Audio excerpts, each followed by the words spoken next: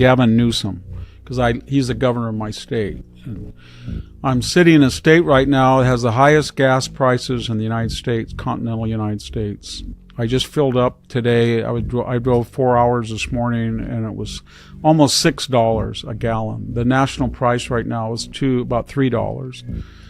We have the highest electricity. We have the largest number of illegal aliens. We had a $70 billion deficit. 1/3 of all the welfare recipients, 21% of the population below the poverty line, highest property assessments, et cetera, and what is he doing?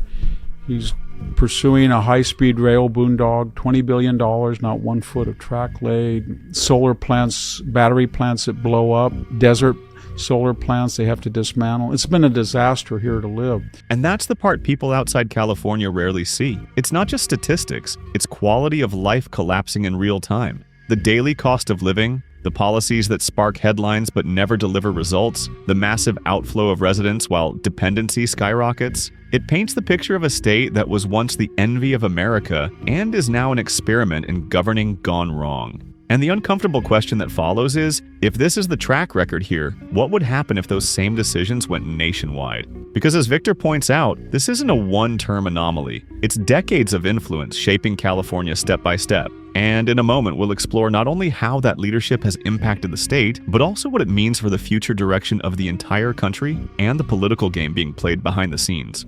We're losing 300,000 a year out of California.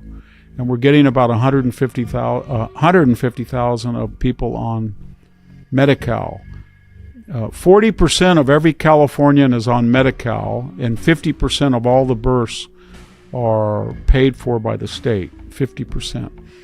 So, and yet all he talks about is Donald Trump, fascist, etc. So, he's a very dangerous person. And everybody says he's slick and he's stupid and he's an empty suit. That's all true, but he has won elections again and again and again, and he would be a disaster for the country. He's not a buffoon in the sense of a Jasmine Crockett or AOC. He knows exactly what to say. If you look at one person in California the last 30 years, there's two people whose handprints are on every disaster. One is Nancy Pelosi, and one is Gavin Newsom. He was a city council 8 years. He was a lieutenant governor 8 years. He was a mayor 8 years, and he's been a governor 6. So, you got 30 years he was in control of the Bay Area or the state, and he did a lot of damage, and he will do a lot. He'll do to the United States what he did to California. Foreign policy triumphs are usually, they cement a president's reputation in the second term after the midterms, the last 2 years. That's what Obama did. Obama was very unpopular, remember, in 2000. He was reelected in 2012, and he bled seats in 2012 and 14, especially 14. But what did he do the last 2 years? He just golfed, and he talked about foreign policy. He didn't do very well, but he went out with about 52% approval. He had been down to 37. So my point, and look at George H.W. Bush, 1991, he was the first term.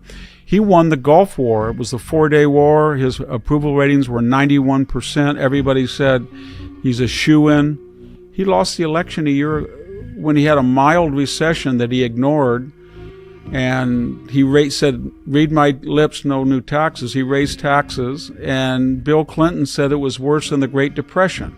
Same thing with George W. Bush. He got reelected, but he was destroyed by Iraq, and, he wanted to privatize Social Security. That was crazy to do that. So what I'm getting at is, flashy stuff sounds good, but until you are at the last where you can't be hurt, the last 2 years of your second term, it's much wiser to look at the domestic, not even the cultural, the economic. And I don't understand it, because you're starting to see even the Wall Street Journal, who despises Donald Trump, at least the news division, and had said in March we were going to have a stock market collapse, a recession, higher interest rates, and now all the articles in there are, we were wrong about the tariffs. They did not cause a lot of we're going to get $10 trillion in foreign investment. The economy's booming. And so if they can say that, I don't know why he doesn't. But I think, he wants a Nobel Prize. He wants to say that he saved millions of lives in Ukraine, and that's fine.